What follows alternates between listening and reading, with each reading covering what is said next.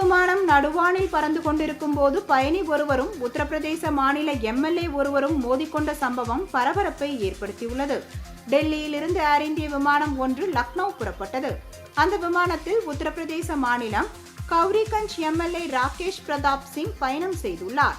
அதே விமானத்தில் சென்ற பதேபூர் மாவட்டம் ராஜிப்பூர் பகுதியை சேர்ந்த பயணி சமத் அலி செல்போனில் யாரோ ஒருவரிடம் உரக்க பேசியதாக தெரிகிறது.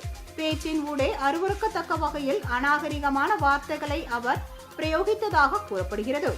இதை பொறுத்துக் கொள்ள முடியாத எம்எல்ஏ ராகேஷ் இது குறித்து கேட்டபோது தகராறு ஏற்பட்டுள்ளது.